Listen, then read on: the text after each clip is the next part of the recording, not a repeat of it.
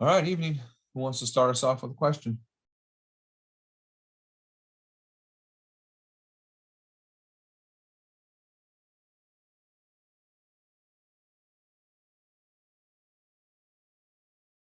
Okay. Leonetta, the alternative methods to find the standard deviation really, in all honesty, don't really exist well. I mean, there are alternative ways to find the standard deviation, but the true ways are very cumbersome. I think what Dr. McBride, can you hear me? I can, Madry, you're good. I think what they're trying to teach us with this question is they're trying to get us to think back. So this, the whole describe, I imagine this is what you mean, describe, a method by which you can find the standard deviation from the group standard deviations. I think it's a callback to last week's homework where I think we had 5 groups and we had 5 group means, averages. And then we could do a weighted mean, right? We could take each of those group averages, multiply by the number of things in the group, then add all those together.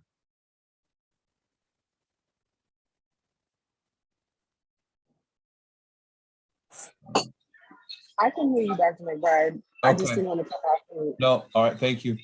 All right, let me tell him it's him.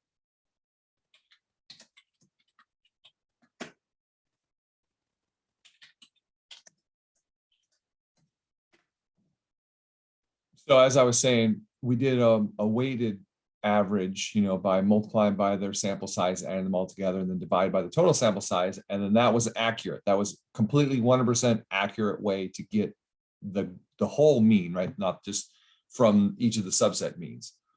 This now we have, each of these little subsets, we have their standard deviations, and then they're trying to get us to say, well, can we do kind of a similar process to get the standard deviation of the whole thing from those, group standard deviations? You can kind of get close.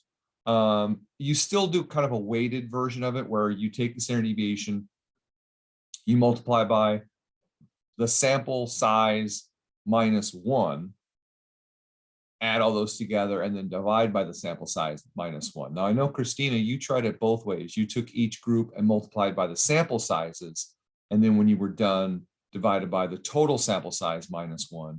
Did you also try it where you multiplied each group by its size minus 1, and which one worked better?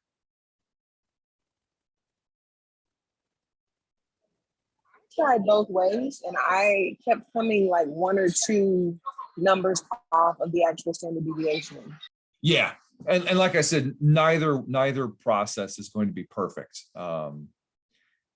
And that's because the standard deviation is what's called a biased estimator, which is why the standard deviation formula itself, you divide by n minus 1 instead of n. And it's because, see, the whole reason why we do statistics is we're trying to figure out what the measurement is in the population. Well, if we take if we take a big set of numbers and we treat it as the population, right? And then from that large set of numbers, we take a small sample and we calculate the mean of that sample. And then we take a different small sample and a different small sample and a different small sample. And we take all these small samples and we calculate the mean from them. And in fact, if we take, let's say we take every possible different sample we could take of size, let's say 40, from a population of like 1,000 numbers. And every single one of those samples of 40, we calculate a mean, and then we write it down. Then we take another sample of 40, we calculate its mean, and we write it down. And we do that the literally thousands and thousands of times. We have to do it, because if we had 1,000 pieces of data and we took every sample of 40, it's basically gonna be 1,000 choose 40. It's gonna be a big ass number of samples. But if we did all of those and we wrote down all of those means, and then we took the average of all of those means, that average would be the exact precise average of the population of 1,000 pieces of data.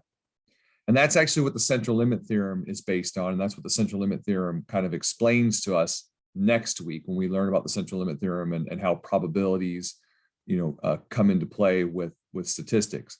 But the reason why that works is because the mean is an unbiased estimator. And what it means is every time you take a sample, the mean is going to be close to what it is, relatively close to what it is in the population, but sometimes it'll be too small, sometimes it'll be too big, sometimes it'll be really small, sometimes it'll be really too big, sometimes it'll be really, really close on the small side, really, really close on the big side. It's all over the place, right? It's random. Whereas the standard deviation is what's called a biased estimator. And the reason why in the formula for the standard deviation, we divide by n-1 instead of the sample size n, we divide by that smaller number to make the standard deviation a little bit bigger, right? Because when you divide by a smaller number, the fraction gets a little bit bigger. We do that because the standard deviations tend to underestimate the actual standard deviation of the population. So if we did the exact same experiment, we had 1,000 pieces of data, we took every single possible sample of size 40, and we calculated the standard deviations of all of those samples, they would systematically be too small, like far more, some of them would be bigger, but many, many more would be too small. They tend to underestimate. That would, if we divided by n. So that's why we divide by n-1, and it gets them all closer to what they should be. And because of that doesn't seem like it's skewed to you though, Dr. McBride. A skew as far as what? Just, I don't know. It seems like wouldn't that throw it off? Well, no, what it is, it basically, it just means that that's why the formula is what it is, because, everybody's like, well, how can we divide by n-1 instead of n, because they're thinking about when it's, when we're doing an average, we always divide by the number of things. So why don't we still divide by the number of things with the standard deviation? And it's because of this underestimating. The way things are calculated, it's an underestimation. So we do n-1, and then we get a better estimator. Statistics as they are, anytime you calculate a single statistic, right? You calculate a single mean, a single median, a single mode, a single standard deviation from your data set. That's what's called your best point estimate. It's one piece of data, right? It's one result, and it's the best guess you have for what the actual measurement is in the population. So when you take the average of your sample, that's your best 1 point guess, your point estimator of what the actual population average is. And when you calculate the median of your set of data, that's your best point estimate of what the median of the population is. And the same with the standard deviation and so on and so forth. The problem is if we did standard deviations dividing by n instead of n-1, it would systematically be too small. So that's why we do n-1 to make it bigger, because there are actually two formulas for standard deviation. There's the formula where you divide by n, and that's when you're doing a population of data. But when you're doing a sample, you do n-1 so that it gets closer to what it should be. It's a weird thing, but that's just the way it is. And because of that, there really isn't a viable way to do C. I mean, it can be done, but it's a very complicated. We can't just do a weighted mean kind of computation like we did last week. We can get close with the weighted mean. And I think that's the whole purpose of this question, is the book is trying to show to you guys that weighted means are accurate. A weighted standard deviation is not. So I think, from a learning standpoint, it's just pointing out that standard deviations are different from means. They even though you're dividing by n-1, which makes it feel like an average, it's not really an average. You can't do a weighted average of it to try and get a correct measurement. And so if you were ever presented with this kind of data where you were just given the standard deviations of the 5 groups, you could do this whole weighted standard deviation idea and get an approximation of what the standard deviation of the whole thing is. but you need to know that it's not accurate. Whereas if you were dealing with means, you know that it is 100% accurate. So I think that's the learning that's supposed to be happening with that question. All right, what else?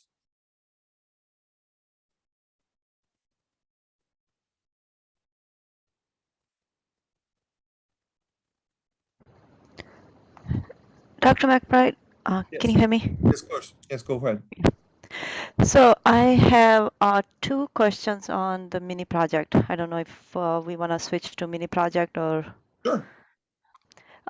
First, I have a question about in question second, whenever we did the cross tabulation, it always said frequency missing is 2. What does that mean? Am I missing anything? Huh, that's weird.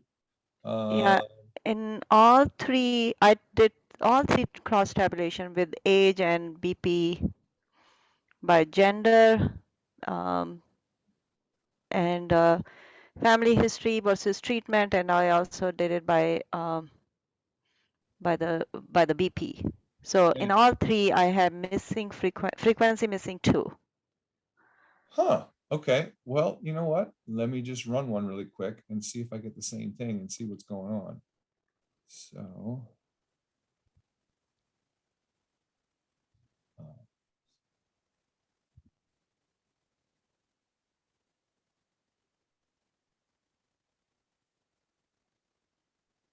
Remind me where cross tabulations are. I can never remember off the top of my head. So I did the table analysis.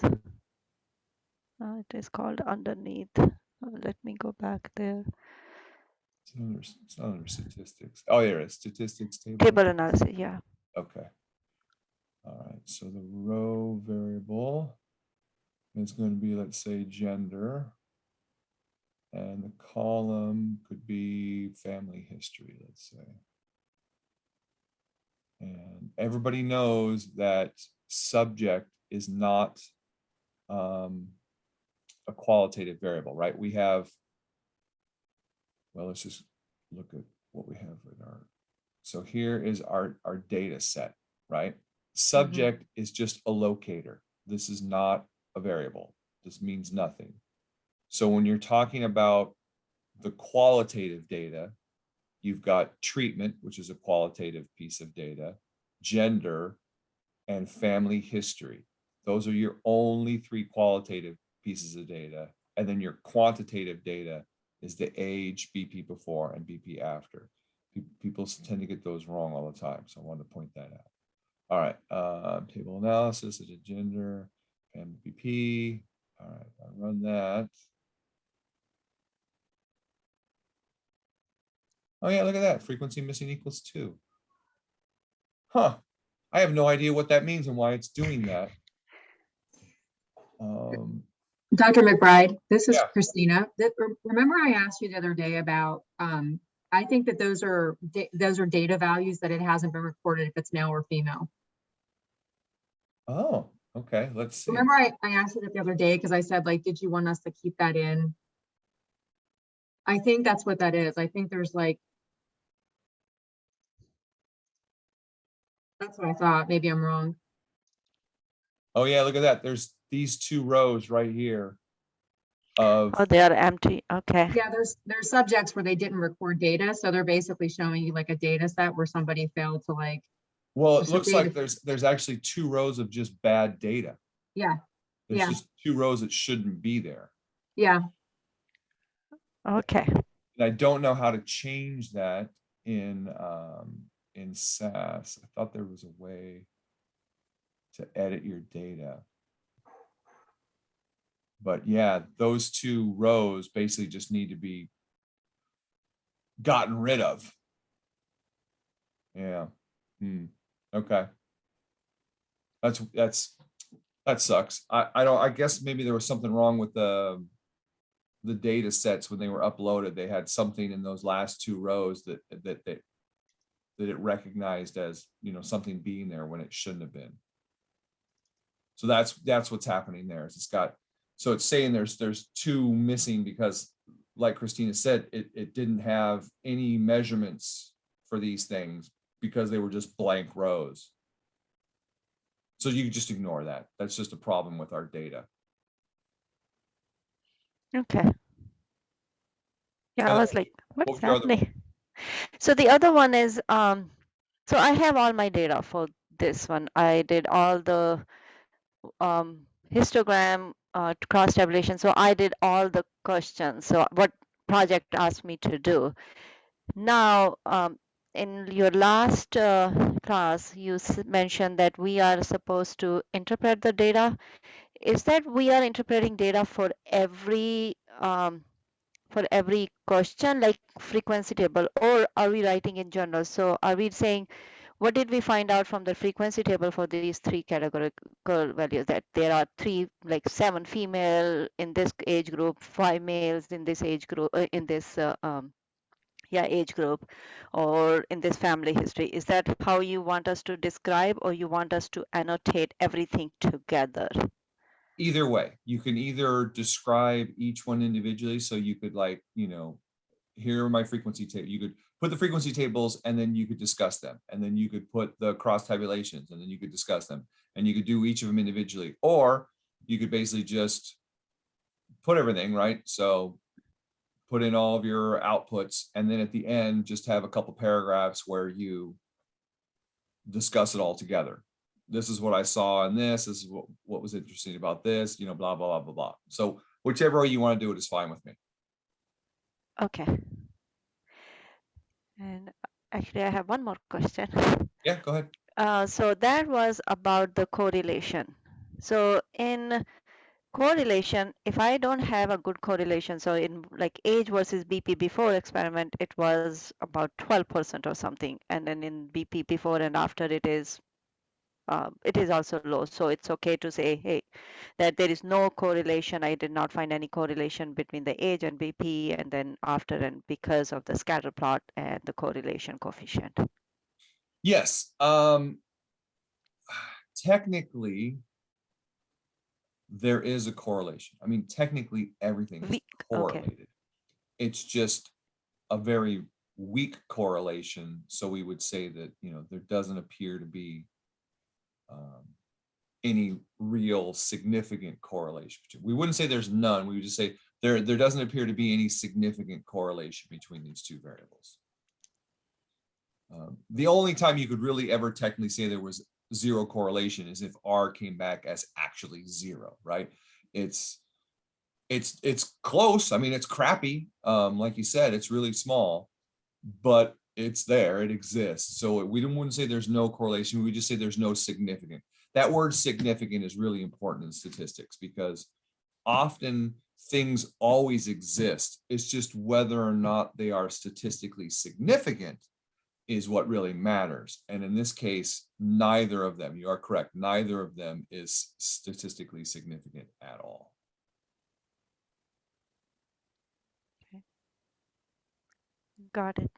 Thank you. And thank you for uploading all those videos. They were so helpful from I'm the happy to previous help. class and from Yes. this class. Fantastic. I'm glad they worked. All right, what else?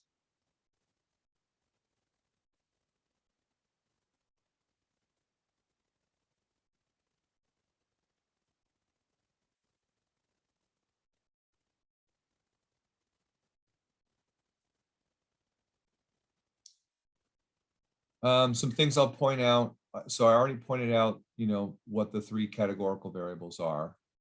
And then I pointed out, obviously, what the 3 quantitative variables are for those 2 questions. When you do cross tabulations are only done between categorical variables. So you have to choose 2 categorical variables. Don't use the quantitative ones, right? So you're just using the qualitative, or what they call categorical. Same thing, qualitative, categorical, or 2 words mean the same thing. And then the Pareto chart we've discussed, side-by-side box plot. Remember that if you're doing this in SAS, the only way to get a side-by-side box plot is to use that second piece of data that I gave you, where it's categorized data, right? Where let's put it in. 1. And if you do that, you'll see that all of the BPs are in one category under one variable called BP. And then you have this categorical variable, the befores, and then the afters. And that's the only way to get it to give you 2 box plots in the same graph. Otherwise, it just gives you 2 individual box plots, and that defeats the whole purpose of a side-by-side. And then everything else is pretty self-explanatory. Can we go back to C Pareto chart? So in this one, how are we describing? What are we interpreting here? Well, I mean, the Is- Pareto chart just shows you how things line up from largest to smallest. So you're basically just making note of what the largest category is and probably what the smallest category was, and maybe the difference between the two. Okay, got it.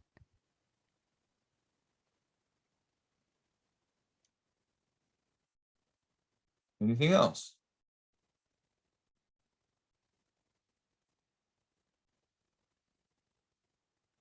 All right, let's see, I don't think there's anything else in homework 3 that throws anybody for a loop.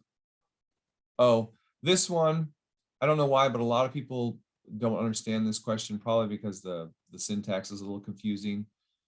Y bar here is, I don't know why they called it Y bar, but Y bar is just the mean of this entire set of measurements. And then S is the standard deviation from this entire set of measurements. And plus and minus just means you take the average and you subtract the standard deviation from it, and then add the standard deviation to it, right? And then that gives you a range, and you should list that as an interval. So it should be, you know, this open bracket, the small number, comma, the larger number, close bracket, that's your first interval. And then within that interval, so right, within that interval, you count up how many of these are within that interval, you list that as a percentage, and then you describe how it compares to the empirical rule, because we know that the empirical rule says if we go plus and minus 1 standard deviation from the mean, that should be roughly 68% of our data. You'll see that it doesn't match. It's close, but it's not perfect. Then you take the mean and you go plus and minus 2 times the standard deviation. Again, create an interval, have the small number, comma, the big number, count up how many are in there, report that as a percentage, and compare it to the standard or the empirical rule that says it should be 95, right? 68, 95, and then do it with plus minus 3, and it should be 99.7. So that's what's going on with that one. That's the only one that seems to be confusing to some students. I think everything else is pretty straightforward. So any other questions? Dr. McBride, I know you said this a few times, but I just want to make sure I'm providing enough detail. Like when we're giving like the frequency tables, you just want us to make some observations like for the mini project. So, you know, for example, if it's if more patients received active treatment versus placebo, you're just wanting us to observe that from the frequency tables? Yes, absolutely. Yes, exactly. Okay. Yeah, I mean, I'm not looking for huge, you know, diatribes or dissertations and all this stuff. It's just going to be quick, little obvious observations that you see from the results.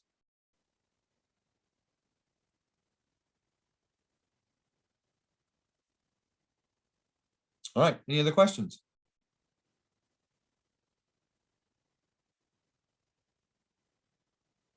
All right, well, if you don't have anything for me, I got nothing else for you guys. I'll let you go early, and hopefully you can enjoy some vacation time with your family before you get all your stuff done. Remember, if you want me to look over your homework, I'm giving you till tomorrow. I think I said at noon Eastern time. I've already graded the ones that have been turned in early. So you can do that, but the mini project, you're on your own. So Dr. McBride, what's the earliest what's the latest we can turn it in for early, for the checkout? Noon Eastern time tomorrow. Tomorrow, noon Eastern time. Okay.